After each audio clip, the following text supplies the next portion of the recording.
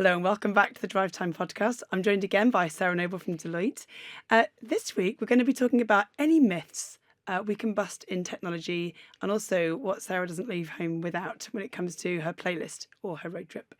So Sarah, welcome back again. Thank you. So just this is our little quickfire outtakes episode, and I just wanted to ask you about, in your experience, what is the biggest myth about tech or automotive tech that you could shine a light on? Maybe are there any myths that we can bust out there? I would say the biggest myth is that your new vehicle, when you get an EV, is too complex. And quite honestly, most of them is as easy as picking up a smartphone and learning how to get used to it and use it. And I think there's a lot of myth around the fact that it's complex, there's too much happening in it, navigating is really difficult. And quite honestly, that's ridiculous. Like, actually, they make your life a lot easier in many ways once you get going in an EV. Do consumers use the tech that's there, or do you think they don't necessarily? Could consumers use more of the technology that's in the vehicle without realizing it? Without question. I think, and I don't have a hard stat on this one, Jackie, I have to admit, but I think what we generally hear is that there's still most adopters, and maybe not the earliest of adopters, are still trying to use the electric vehicle the same way they would have used a traditional combustion vehicle. And actually it can be used differently, right? It can make your journeys smarter. It can make you be more efficient in your time. It can help with routing differently. There's a lot of things they can offer you that actually I think most people are not taking advantage of. I had to use Google to reset my infotainment when I got my new car. Because it booted me out and I was like, why are the speakers not working? And then I literally Googled it because it was within a week. Yeah. It just had a bit of a wobble. I don't know what happened to it, but yeah, anyway. So in your world, is there one tech tool that you can't live without? I would say, am I allowed to say my AirPods? Sure. Like, quite honestly, like, I think I have found those to be, I'm actually not a first adopter of really anything, to be honest.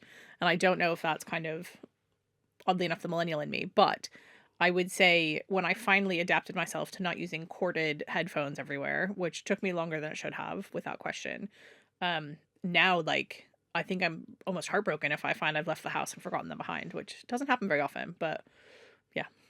I have anxiety and I do have a Find My with my AirPods. Oh, yeah. Where are question. they? Yeah, I just love that I can turn my camera off on a Teams call, go make a coffee, come back, and I can still hear what's going on. It's glorious. Yeah. Yes. The worry is when someone then mentions your name and you're too far away from your machine to come back in. That's like, oh, slightly scary. So yeah, no, I agree. AirPods, big, absolute plus. And then oven timer is my other one. I know how to set my oven timer and go out for a whole day and come back and dinner's ready. Oh, I've never thought of I've honestly never thought until this moment of like setting a timer to turn an oven on and off. That's amazing. Game changing. It really is. I do with a crock pot. I'm a big crock pot fan, actually. So that would be close up there with my AirPods. Nice. The same idea. Is that like a slow cooker thing? Yeah, slow cooker. Sorry. I think crock pot's the brand, but in the US we'd probably use it interchangeably like Kleenex, but yes. I lent my slow cooker to someone, it never came back. I know. Never lend your crock pot to anybody. No. Never come back. They actually moved house with it. I know exactly who's got it as well. I haven't followed it up. I'll just get a new one. So in your opinion, most exciting innovation, this doesn't have to be automotive, but most exciting innovation you can see coming in the next 5 years, it can be automotive or it can be something else. Could be EV related. I think, do you know what you mentioned earlier on in the other interview about mobility? And I love the idea of, and I don't know whether or not this is a reality, but the use an app for a car to just turn up and take you somewhere. How close are we from that? So, well, I think to be honest, in the nicest way, Jackie, you just described Uber, which we're there. But without the driverless thing, right? I use it now, actually. So, and I think this is where it's really interesting was we get into the discussion of range anxiety, right? Which, though I disagree there should be any, but actually, to be honest, to me, this is a game changer, right? I could have anything from a convertible, because it's a really sunny weekend, and I want to drive down to the coast for an overnight, to a massive SUV, because I want to go on a road trip for a week. And honestly, I cannot tell you, I could have that delivered within, again, I think it's within urban areas, within 2 hours, if not less, to my home address, and then picked back up when I tell them to. Now, is that the least expensive way to have a vehicle? Probably not. But actually, if you're someone who's not using a vehicle all the time, and actually that includes insurance, that includes mileage, like, yeah, suddenly, like, that's really interesting. And so maybe, I'm not sure, I think that is a now that really excites me, because I think that's where we start to get into the truly different kind of ownership and subscription models. Um, but to me, I actually think as we go forward, probably the more interesting one is how do we start to see more countries? Well, I think the game changer will come when we see a country first adopt autonomous. And I think, do I think that's in the next 5 years?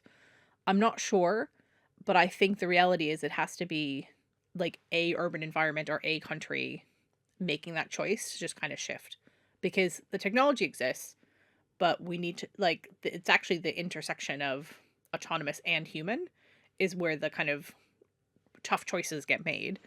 When it's all autonomous and we just kind of flip the switch, I think that will be fascinating. Yeah, it will be. And I think I love driving. That's my thing. And I live in a very rural area and I'm 52. So I'm probably not the target audience for that.